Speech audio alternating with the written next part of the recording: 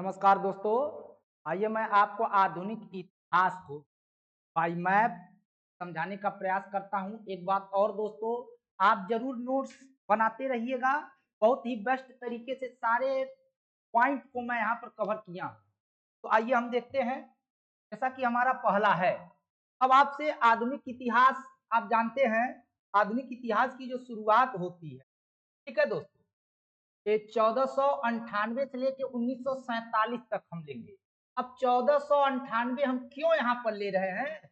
क्योंकि यहीं पर भारत में कौन आए? यूरोप के लोग आए। कौन लोग आए? यूरोप के। और आपको पता है 1498 में कौन आया? ठीक है, तो आपको पता है 1498 वास्को डिगामा भारत आया था। तो वास्को डिगामा जब आया, तो वास्को डिगामा के बाद यूरोपियों का तांता लग गया भारत आने में। तो अब यहाँ पर भारत में जो कंपनियां आई, हालांकि कोई देश नहीं आया है दोस्तों, भारत में उस देश की कंपनियां आई। ठीक, तो यहाँ पर आप ध्यान देंगे, सर्वप्रथम 1498 में, ठीक है, पुर्तगाल की कंपनी आई। कब आई? 1498 में। अब आपसे पूछेगा कि भारत आने वाले पहले व्यापारी कौन थे दोस्तों?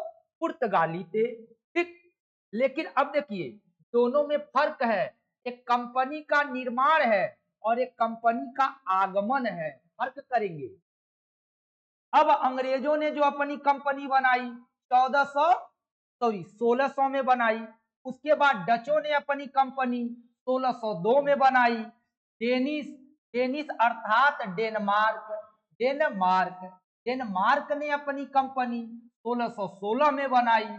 और फ्रांस ने अपनी कंपनी 1664 में बनाई। अब आपसे पूछेगा कि भारत में जो कंपनियां आई थी, उन कंपनियों में सबसे पुरानी कंपनी पुर्तगाल की कंपनी थी। किसकी कंपनी? पुर्तगाल की।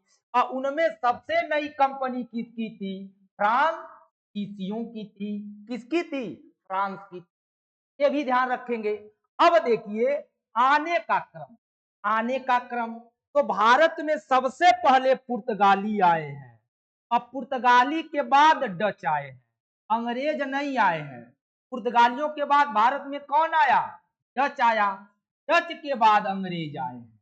डच के बाद अंग्रेज आए हैं। अंग्रेजों के बाद डेनमार्क आया है और डेनमार्क के बाद फ्रांस आया है। ठीक, अब देखिए दोस्तों, भारत में पुर्तगालियों का आगमन कब हुआ है? 1498 में।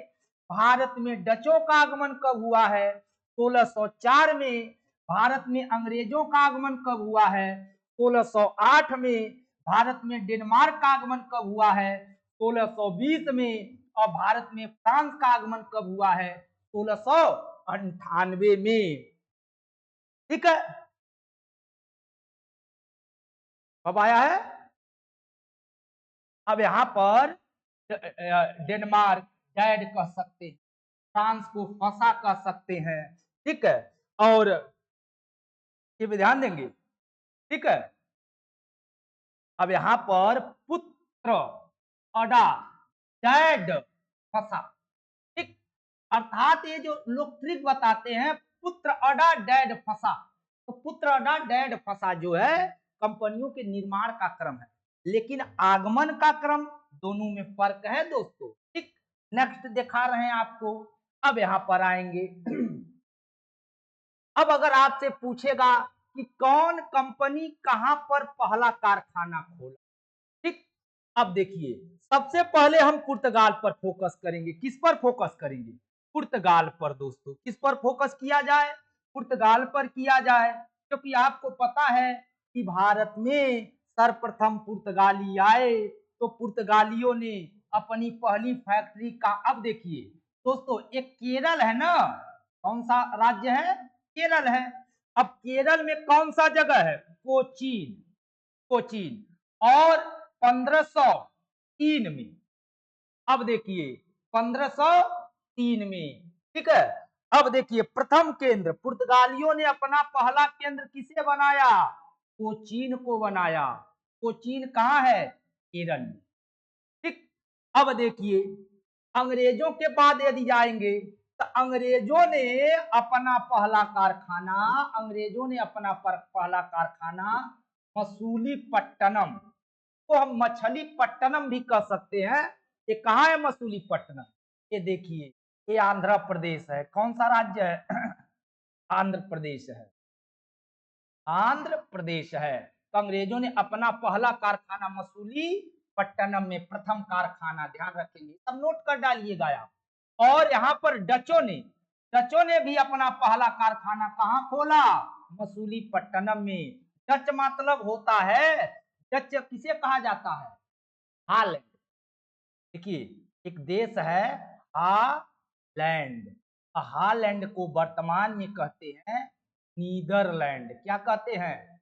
नीदरलैंड। अभी बताएंगे हम इनका एग्जिट स्थान कहां पर है ये देश। तो हालैंड, नीदरलैंड, उन्होंने भी अपना पहला कारखाना मसूलीपट्टनम में खोला। अंग्रेजों ने भी अपना पहला कारखाना मसूलीपट्टनम में खोला। और ये जो डेनिश है, अब देखिए तमिलनाडु है। कौन सा राज्य है? तमिलनाडु। अब इस साइड में तमिलनाडु है। देखिए, ये तमिलनाडु है। क्या आपको पता है? तमिलनाडु है। तो तमिलनाडु में कौन सा जगह? त्रावणकोर। कौन सा जगह? त्रावणकोर, प्रथम कारखाना। तो डेनिशों का पहला कारखाना त्रावणकोर, डचों का पहला कारखाना मसूलीपट्टनम, अंग्रेजों का पहला कारखाना मसूलीपट्टनम, पुर्तगालियों का पहला कारखाना कोचीन में। ठीक। अब देखिए, अंग्रेजों की अस्थाई फैक्ट्री यदि पूछे, परमानेंट, तो इन्होंने सूरत में स्थापित किया। आपको पता है गुजरात है। कौन सा स्टेट है दोस्तों? ये गुजरात है। ठीक। तो गुजरात में एक जगह, हालांकि सूरत यहाँ पर है, सूरत ताप्ती नदी के तट पर है। सूरत किस नदी के तट पर? ताप्ती नदी।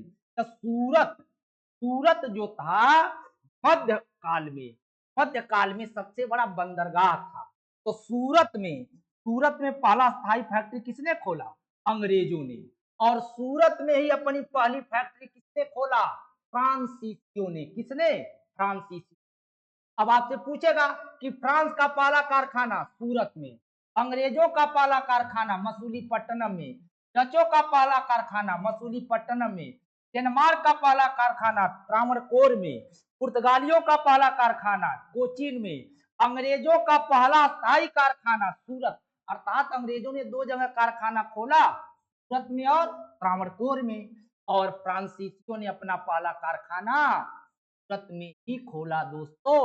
ये भी मोस्ट इंपॉर्टेंट आपके लिए है। आगे चलते हैं। अब देखिए, एक बार फिर रिवीजन करेंगे। पुर्तगाली कंपनी स्थापना कब हुई? 1498 में। ब्रिटिश ईस्ट इंडिया कंपनी की स्थापना 1600 में। Dutch East India Company Netherlands की स्थापना 1602 में। डेनिश कंपनी की स्थापना 1616 में। फ्रांसीसी कंपनी की स्थापना 1664 में। उसी तरह से पुर्तगालियों का आगमन, अब देखिए यहाँ आगमन शब्द है, आगमन मतलब आए। तो पुर्तगाली कंपनी कब आई? 1498 में। डच कंपनी कब आई? 1604 में। ब्रिटिश कंपनी कब आई? 1608 में। डेनिश कंपनी कब आई? 1620 में। अब फ्रांसीसी कब आई? तो 1668 में। ठीक है, ये ध्यान देंगे, सबसे पहले पुर्तगाली आए और सबसे बाद में फ्रांसीसी आए। ठीक है। अब पुर्तगाली सबसे पहले आए और सबसे बाद में गए। एक बात यहाँ पर गौर करेंगे दोस्तों, यहाँ जो ये फ्रांस है, और एक बात किया जाए इंग्लैंड की, ठीक है, इंग्लैंड की, और एक बात किया जाए इनका क्या नाम है, ये पुर्तगाल की, पुर्तगाल, इन तीनों में कंपेयर करेंगे। ये इंग्लैंड प्लस आयरलैंड दोनों है। आयरलैंड, इंग्लैंड और आयरलैंड दोनों मिलकर आए। पुर्तगालियों ने अपना केंद्र किसे बनाया? तो गोवा को। पुर्तगालियों ने अपना केंद्र गोवा को, दमन को और दीव को। गोवा, दमन, दीव। और ये छोड़कर कब गए? 1961 में। 1961 में भारत ने एक ऑपरेशन विजय चलाया। क्या चलाया? ऑपरेशन विजय। भारतीय आर्मी ने ऑपरेशन विजय चलाया 1661 में, और पुर्तगालियों को गोवा से, दमन से, दीव से खदेड़ा था। ठीक है। और इंग्लैंड आयरलैंड कब गया है? 1947 में। ये कब गए? 1947 में गए हैं। और फ्रांस, फ्रांस अपनी कोठी कहाँ बनाया था? तो पांडिचेरी को केंद्र बनाए। और एक चंद्र नगर और तीसरा माहे माहे, ये तीनों नगर फ्रांसीसियों के अधीन था। और यह पूरा भारत इंग्लैंड के अधीन था और पुर्तगाल के अधीन गोवा, दमन और दीव था। दोस्तों तो कभी कभी पूछ लिया करता है। अब यहां पर देखेंगे वास्को डी गामा जी। ठीक, ये है वास्को डी गामा जी। ठीक, अब देखिए, अब वास्को डी गामा पहला फ्रांसीसी गवर्नर जो था, वास्को डी गामा के बारे में पहले आप जानते हैं। ठीक है, वास्को डी गामा जो था भारत आने वाला कौन था? पहली बार भारत आया Vasco da gamma. Vasco da gamma तीसरी बार भारत आया। वास्को डी गामा दूसरी बार भारत आया। और वास्को डी गामा कितनी बार आया है? पहली बार आया है। तो अब देखेंगे, पहली बार अगर प्रथम बार कहेंगे तो आप जान ही रहे प्रथम बार, तो प्रथम बार कब आया है? 1498 में आया है। आप सबको पता है कहाँ आया है? केरल में आया है। अब केरल में तट है कालीकट। ठीक, कालीकट। ठीक, कालीकट में आया। कहाँ? केरल में आया। 1498 में आया, प्रथम बार आया। लेकिन वास्को डी गामा दूसरी बार भारत कब आया है? 1502 में आया है। और वास्को डी गामा तीसरी बार भारत कब आया है? 1524 में आया है। ठीक है, अब ध्यान देंगे, पुर्तगालियों की पहली फैक्ट्री कोचीन में खोली गई है 1503 में। और मसाला व्यापार का फायदा कितना कमाए थे पुर्तगाली? 60 गुना। ये 60 गुना लाभ कमाए थे। ठीक है, अब पूछेगा कि पहला गवर्नर फ्रांसिस डी अल्मेडा, पुर्तगालियों का पहला गवर्नर कौन था? फ्रांसिस डी अल्मेडा था। और शांत जल की नीति अर्थात नीले पानी की नीति किसने अपनाया? पुर्तगालियों ने अपनाया। तो पुर्तगालियों के बारे में जो क्वेश्चन करता है वो चीज देख रहे हैं हम। आगे ध्यान देते हैं। अब देखेंगे, ये जो अंग्रेज आए भारत में, उस समय भारत में स्थिति क्या थी? जो धीरे धीरे 1750 तक की बात करते हैं, तो थोड़ा सा यहाँ से भी प्रश्न करता है। हमारा मेन मकसद है दोस्तों कि जो प्रश्न करते हैं उनसे चीजों को समझाने का प्रयास किया जाए। अब गौर करेंगे, पंजाब के शासक कौन थे? महाराज रंजीत सिंह। गौर करेंगे। और मराठा, मराठा के शासक शिवाजी के कौन थे? पेशवा थे। और मैसूर का शासक कौन था? हैदर अली। ठीक है, कर्नाटक का शासक कौन था? सदातुल्ला खान था। और हैदराबाद का शासक कौन था? निजामुल मुल्क था, जिसे चिनक्लिच खां कहा जाता है। ठीक है, और बंगाल का मुर्शीद कुली खां, और अवध का सआदत खां, और रुहेलखंड का वीर दाऊद। अब गौर करेंगे, अगर आपसे पूछेगा कि रुहेलखंड में स्वतंत्र सरकार का गठन किसने किया? वीर दाऊद ने। अवध में नई सरकार का गठन किसने किया? सआदत खान ने। बंगाल में नई सरकार का गठन किसने किया? मुर्शीद कुली खान ने। हैदराबाद में कौन? चिनक्लिंच खान। चिनक्लिंच खान को हम कहते हैं निजामुल मुल्क। और कर्नाटक में सदातुल्ला खान, और मैसूर में हैदर अली, और मराठों के संस्थापक शिवाजी, और पंजाब में महाराजा रंजीत सिंह। और ये बीच में भोपाल है। कौन है? भोपाल रियासत अब मध्य प्रदेश कहलाता है। वहां के कौन? दोस्त खान। दोस्त खान, दोस्त खान जो था ये बलोच था। बलोच मतलब अफगानिस्तान का पठान था। तब भोपाल की स्थापना दोस्त खान ने किया था। तो ये भी प्रश्न आपसे पूछता है। 4 टाइप के प्रश्न का मैंने तरीका बताया।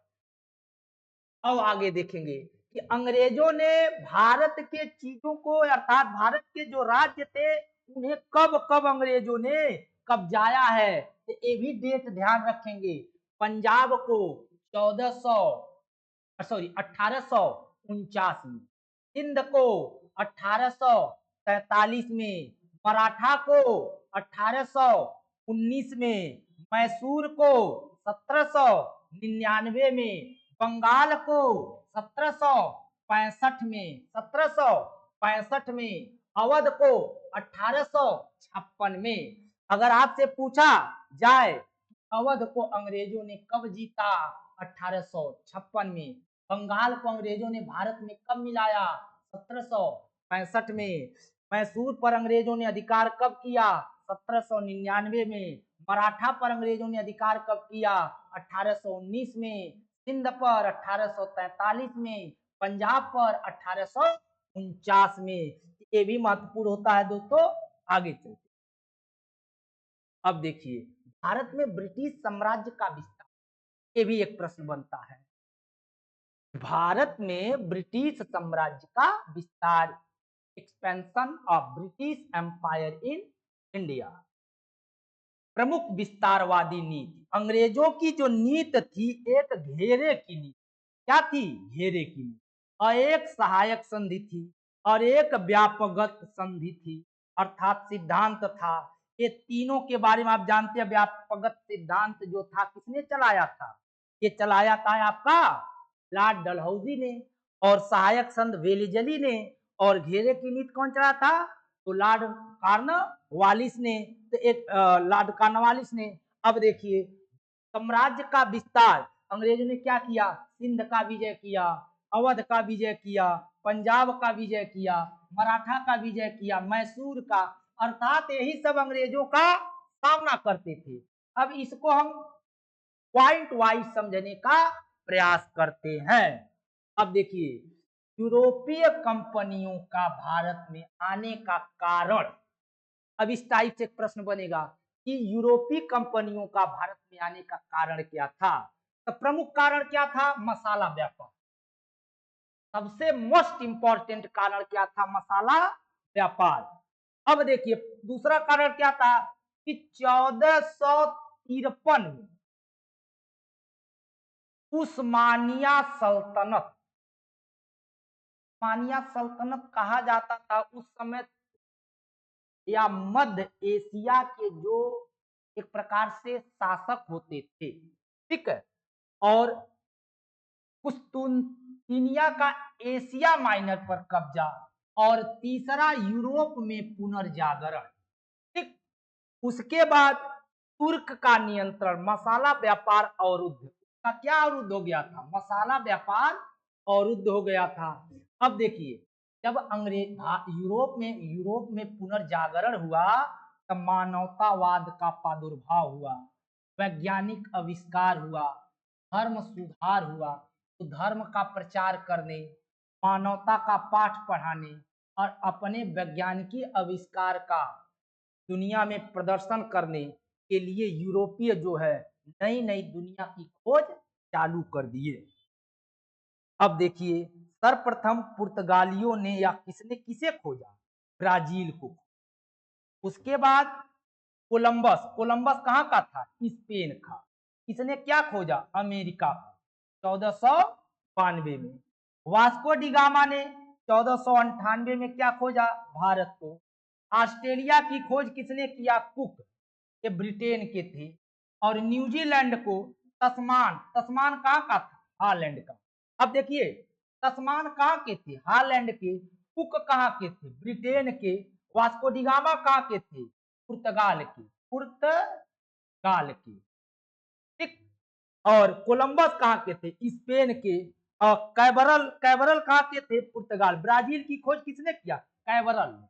और एक हो जाएगा Marco, Marco Polo. Marco Polo ने क्या खोजा, चीन को। चीन कहेंगे और एशिया कहेंगे, क्या कहेंगे, चीन और एशिया। तो चीन और एशिया की खोज किसने किया, मार्को पोलो ने। तो एक प्रश्न आपका ऐसे बनता है। देखिए दोस्तों, हमारा यहाँ पर बहुत ज्यादा समय लेने का प्रयास आपका नहीं है, पॉइंट वाइज आपको क्वेश्चन दे दिया जाए। और तो हम जो कोर्स रहेगा आपको विस्तृत पढ़ाएंगे, काम नजदीक रहता है, इसलिए हम समझाने का प्रयास करते। अब देखिए, ये है हमारा भारत। सबका भारत है, सबका भारत है। जब भारत डिवाइड हुआ था, इतना बड़ा हमारा भारत, ये है भारत। ठीक, आपको पता है। और ये आपका अरब का नाम है अफगानिस्तान आदि के, और ये आपका कौन सा है, अरब आदि, ये लाल सागर, ये अफ्रीका हो गए। ज्यादा मैप में से अब भारत से जो व्यापार होता था इसी रास्ते अंग्रेज जाते, इस रास्ते से व्यापारी कहाँ जाते, इस रास्ते। ठीक, बाद में पानिया सल्तनत का यहाँ पर कब्जा, 60 में हम बता दे रहे हैं, बहुत उसमें करने की जरूरत नहीं। तब ये लिस्बन क्या है, पुर्तगाल है। पुर्तगाल से नाविकों का जत्था चलना चालू हुआ, तो एक रास्ता इधर से आया। पहली बार पुर्तगाली ऐसे आए, पहली बार ऐसे आए। ठीक है, ऐसे आए।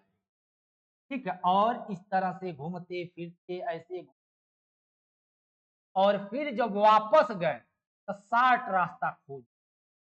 ठीक है, 60 रास्ता इस तरह से, यहां से इधर न जाके सीधा हो, और इस तरह से यहां से, तरह से यहाँ पहुंच गए। फिर इधर, मतलब ये रास्ता जो है पुर्तगालियों ने खोजा, तो ये रास्ता किससे खोजा, इससे बचकर। इसीलिए कहा जाता है, यूरोप में पढ़ाया कि वास्को डी गामा ने भारत को समुद्र के रास्ते का। हाँ, ठीक है, आगे ध्यान दीजिए। पुर्तगाल सबसे पहले आए और सबसे बाद में गए। साल बाद में कब गया, 1961, और आए कब है, 1458। ठीक है, अब यूरोप में पुनर्जागरण, वैज्ञानिकी प्रगति और दिशा सूचक यंत्र कुतुब नुमा का आविष्कार, कुतुब नुमा। ठीक है, अब पूछेगा कि कुतुब नुमा क्या था, तो दिशा सूचक यंत्र। और दूसरा, प्रथम प्रयास कब हुआ था, तो 1486 में, और कौन किया था, Bartholomew Dias. Cape of Good Hope तक आया, आगे नहीं आया। उसके बाद द्वितीय प्रयास 20 मई 1498 को Vasco da Gama Cape of Good Hope होते हुए, अर्थात दक्षिण अफ्रीका होते हुए कहां पहुंचे, कालीकट। कालीकट कहां है, केरल। ठीक, अब देखिए इनकी सहायता किसने किया, गुजरात का नाविक था अहमद इब्न मजीदी, याद रखेंगे, अहमद इब्न मजीदी। इनका स्वागत कौन किए, जमोरीन। यहाँ गलत है, गुजरात के शासक न होकर के ये कहां के थे, कालीकट के। कालीकट, कालीकट के शासक कौन थे, तो कालीकट के शासक जमोरीन थे। कौन थे, जमोरीन थे दोस्तों, ये भी आप गौर करिएगा। ठीक, नेक्स्ट देखते हैं।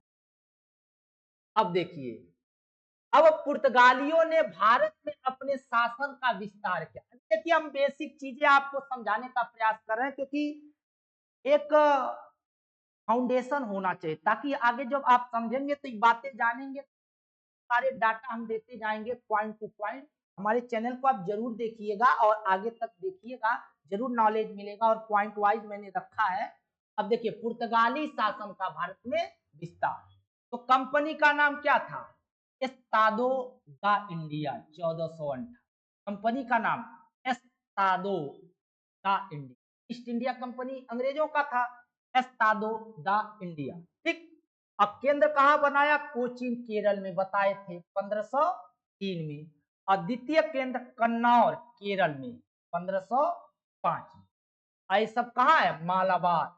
कभी कभी आपको केरल दे सकता है, अब केरल नहीं दे करके मालाबार तट दे सकता है, या आपको कोचीन दे सकता है, या आपको कालीकट भी कह सकता है, क्योंकि मालाबार तट पर कालीकट एक स्थान था, जो किस राज्य में वर्तमान में पड़ता है, केरल। ठीक है, अब देखिए उस समय पुर्तगाल के शासक कौन थे, मैनुअल प्रथम। अब आपसे पूछा जाए कि वास्को डी गामा को भारत किसने भेजा था, तो मैनुअल प्रथम ने भेजा था। ठीक है, और महारानी थी डॉन हेनरिक। डॉन नाम है ना कि डॉन कोई महिला मतलब वैसा है। और भारत में किसका शासन था? दिल्ली सल्तनत का। और कौन शासक था? सिकंदर लोदी। अर्थात वंश पूछेगा तो लोदी वंश। कौन सा वंश? लोदी वंश। ठीक है, सब पर गौर करेंगे। कहेंगे कि मतलब भारत में जब पुर्तगाली आए तो भारत पर किस वंश का शासन था? लोदी वंश का। और किस शासक का शासन था? सिकंदर लोदी का। और विजयनगर में किसका शासन था? तो नरसिंह राव। नरसिंह राव जो किस वंश थे? सालुव वंश के। अर्थात जब पुर्तगाली भारत आए तो विजयनगर साम्राज्य किसके अधीन था? सालुव वंश के। और गुजरात का शासक कौन था? महमूद बेगड़ा। बेगड़ा, बेगड़ा लिखा है, महमूद बेगड़ा। महमूद बेगड़ा, ये ध्यान रखिए, गुजरात का शासक महमूद बेगड़ा, विजयनगर का शासक नरसिंह राव, दिल्ली के शासक सिकंदर लोदी, लोदी वंश। और कहा के पुर्तगाल के शासक मैनुअल प्रथम। ठीक, ये था पुर्तगालियों का भारत में आगमन। अब आगे देखेंगे, इसी को रिपीट किया गया। नेक्स्ट ध्यान देंगे। अब देखेंगे दूसरा, अंग्रेजों का पुर्तगालियों का दूसरा गवर्नर था अल्फांसो दी अल्बुकर्क। याद रखेंगे, ज्यादा नाम अल्बुकर्क, याद अल्बुकर्क। ठीक है, इसने क्या किया? ब्लू वाटर पॉलिसी को समाप्त कर। ठीक है, भारत में पुर्तगाली शक्ति का वास्तविक संस्थान, देखिए जो फ्रांसी दी अल्मेड़ा था, अल्मेड़ा प्रथम था और दूसरा अल्बुकर्क था। अल्मेड़ा का था ब्लू वाटर पॉलिसी। अब ब्लू वाटर पॉलिसी को कौन खत्म कर दिया? अल्बुकर्क ने। अब भारत में पुर्तगाली शक्ति का वास्तविक संस्थापक कौन था? अल्बुकर्क था। कोचीन को केंद्र किसने बनाया? अल्बुकर्क ने। भारतीय महिलाओं के साथ विवाह की नीति अपनाया। पुर्तगालियों ने क्या किया? भारतीय महिलाओं के साथ मैरिज पॉलिसी बनी। ये भी पॉलिसी पूछेगा, भारतीय महिलाओं के साथ मैरिज की पॉलिसी किसने बनाया? अल्बुकर्क को ने। ठीक है, और सती प्रथा पर सर्वप्रथम रोक लगाया। किस यूरोपीय ने? किस यूरोपीय ने सर्वप्रथम सती प्रथा पर रोक लगाया? वैसे तो हम लॉर्ड विलियम बेंटिंक जानते हैं, लेकिन लॉर्ड विलियम बेंटिंक अंग्रेज थे। और यूरोपीय शब्द कहेगा, पुर्तगाली कहेगा, अल्बुकर्क था। और इसने क्या किया? 1510 में गोवा पर अधिकार। गोवा पर अधिकार किसने किया? अल्बुकर्क ने। और दूसरा मलक्का पर अधिकार किया, मलक्का। और तीसरा हम्मुर्ज पर। अब बीजापुर से लिया आदिल शाह। अर्थात गोवा, गोवा किससे छीना था? तो आप कहेंगे बीजापुर से। किससे? बीजापुर। अरे वही बीजापुर इसके अधीन शिवाजी का सामंत था। तो बीजापुर बड़ा महत्वपूर्ण है। और बीजापुर के शासक कौन थे? आदिल शाह से। आदिल शाह से क्या छीना? गोवा। किसने छीना? अल्बुकर्क ने दोस्तों। अब देखेंगे अन्य गवर्नर में यदि पढ़ेंगे तो Nuno da Cunha. Nuno da Cunha. ठीक, अब देखिए इसने क्या किया? अपनी राजधानी गोवा बनाया। अब देखिए पुर्तगालियों की दो राजधानी थी, कोचीन और गोवा। फ्रांसिस दी अल्मेड़ा और अल्बुकर्क ने अपनी राजधानी क्या बनाई थी? कोचीन।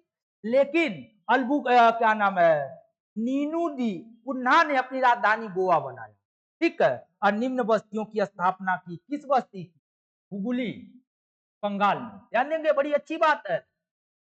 अद्यू की स्थापना। और सैन थोमे मद्रास, सैन थोमे की स्थापना। हुगली बंगाल में, बंगाल में हुगली शहर है ना, बाद में हुगली पर बड़ी लड़ाई होगी।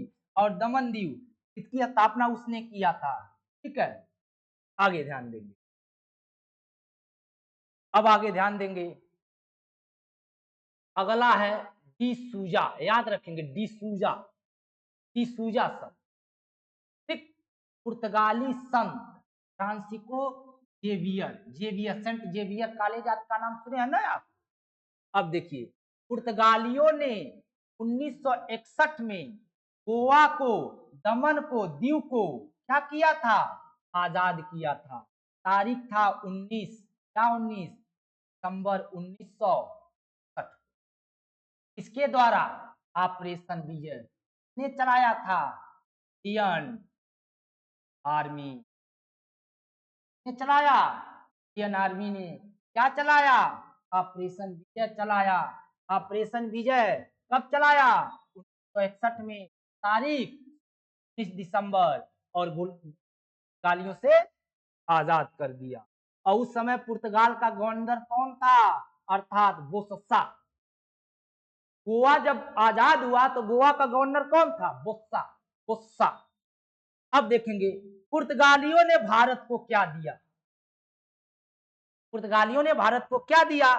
तो फसल में यदि जाएंगे, तंबाकू पुर्तगाल की देन है, पपीता, लाल मिर्च, आलू, टमाटर, मक्का, अमरूद, अर्थात इन सब की खेती करवाई। किसकी? तंबाकू की, पपीता की, लाल मिर्च की, आलू की, टमाटर की, मक्का की, अमरूद की। ठीक, किसके कहने पर?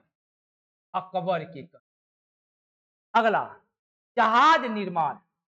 दूसरा चीज क्या किया इन्होंने? भारत में जहाज निर्माण। और ये जहाज निर्माण कहाँ किया? तो आप कहेंगे विशाखापट्टनम। विशाखापट्टनम। विशाखापट्टनम कहाँ है? आंध्रा, आंध्रा प्रदेश।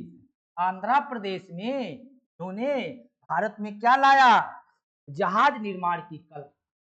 अगला, प्रिंटिंग प्रेस।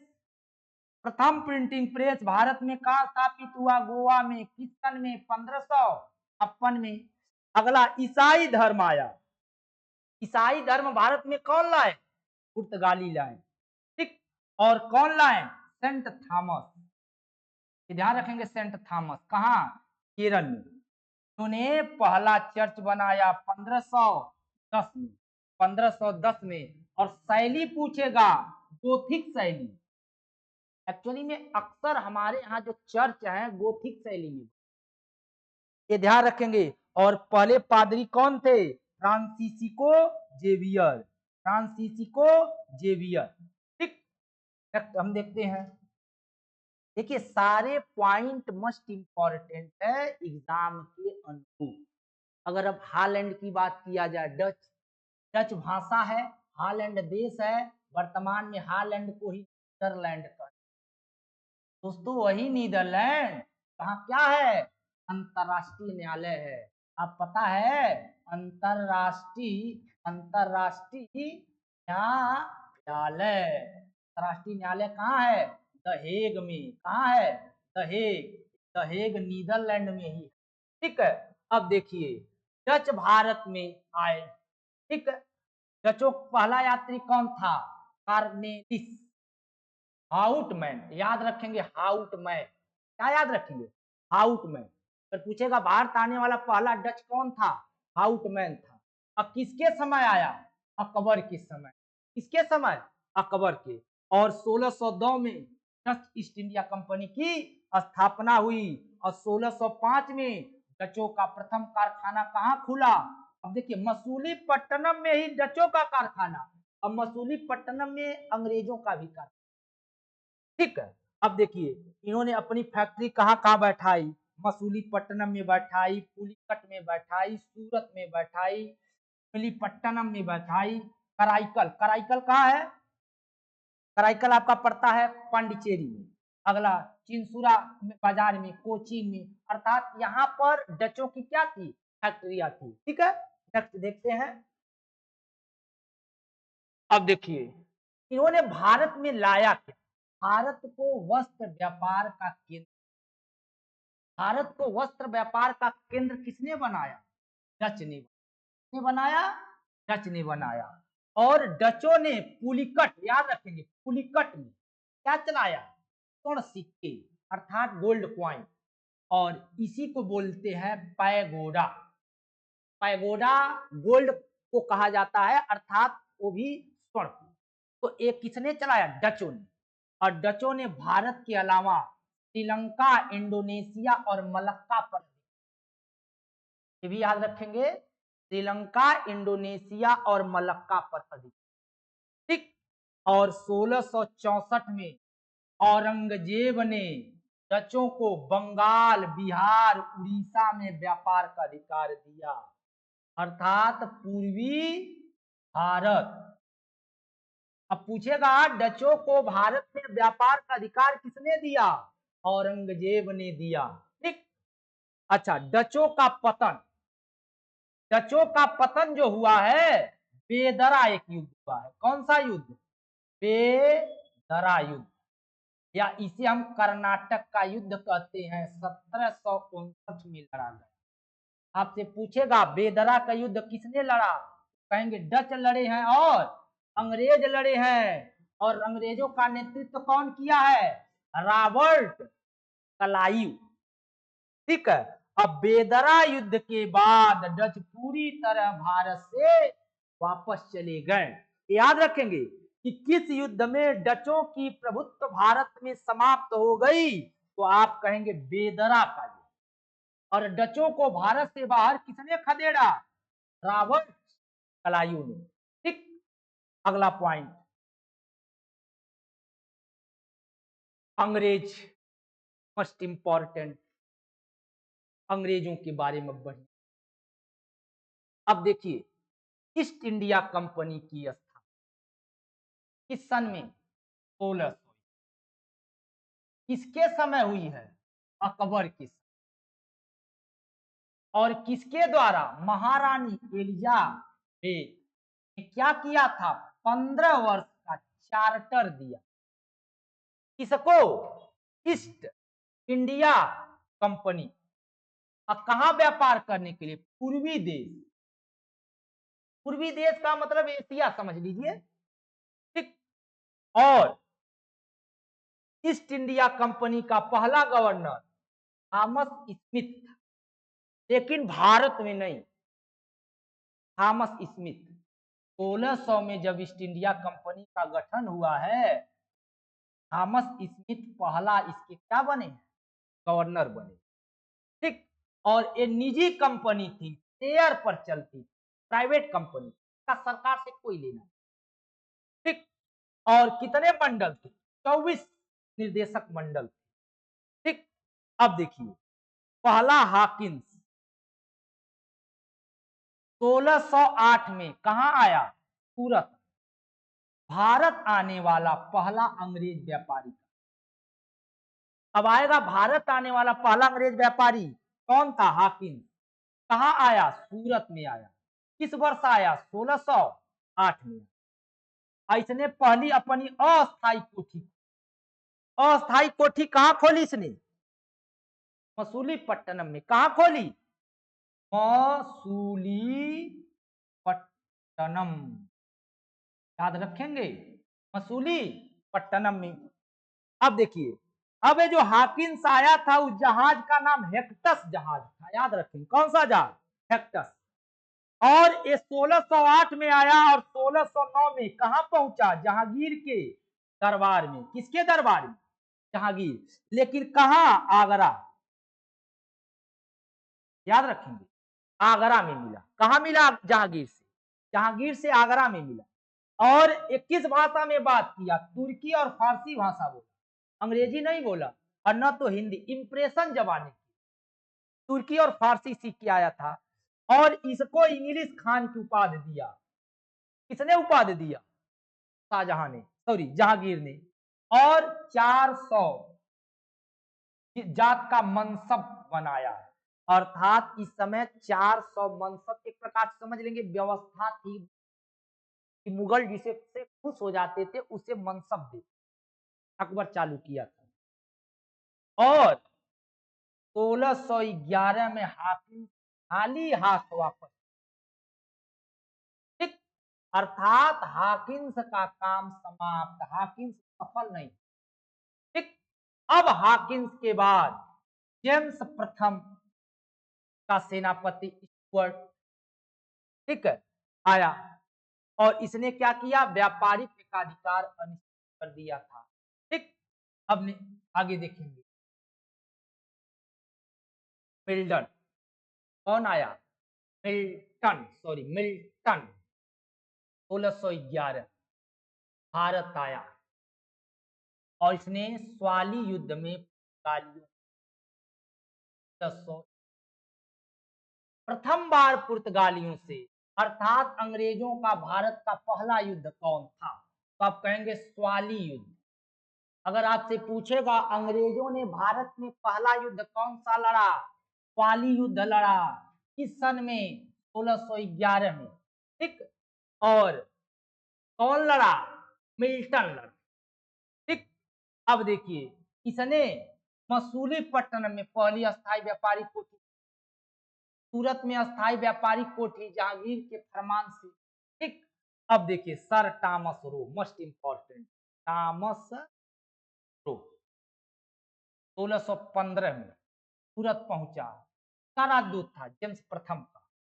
अब देखिए 1616 में कहा आया? जहांगीर के दरबार में, और मुगल दरबार में रुका, भारत में व्यापार की अनुमति प्राप्त की। ठीक। अब देखिए, बालासोर उड़ीसा में व्यापारिक कोठी, बंगाल में प्रथम फैक्ट्री हुबली में खोली शाह शुजा के द्वारा। अगर कहेगा भारत में पहली कोठी तो मसूलीपट्टनम कहेंगे, अब भारत में पहली अस्थायी कोठी तो सूरत कहेंगे, अब बंगाल में पहली कोठी हुगली कहेंगे। हुगली की स्थापना किसने किया था? पुर्तगालियों ने। कौन? अल्बुकर्क, सॉरी, हाँ शायद। अब देखिए, इनको अनुमति मिला कितना? 3000 रुपए वार्षिक कर देना होगा। ठीक। आगे ध्यान दें, अंग्रेजों की प्रमुख व्यापारिक कोठी गुजरात में सूरत नंबर 1, मुंबई महाराष्ट्र में नंबर 2, हुगली नंबर 3, कासिम बाजार number 4, Kolkata fort William number 5। ठीक। उड़ीसा मसूलीपट्टनम प्रथम केंद्र जान ही रहे हैं। ठीक है। Fort Saint George Madras, Fort Saint George. ठीक है। Fort Saint David. ठीक है। ये क्या था? अंग्रेजों की कोठियां थी भारत में। ठीक है। नेक्स्ट ध्यान देते हैं। अब हुआ क्या था? पुर्तगाल की राजकुमारी कैथरीन ब्रगेंजा का विवाह ट्रेन के चास हुआ था और बंबई दहेज में दिया गया। बंबई को दहेज में किसने दिया? बंबई को दहेज में गालियों ने दिया।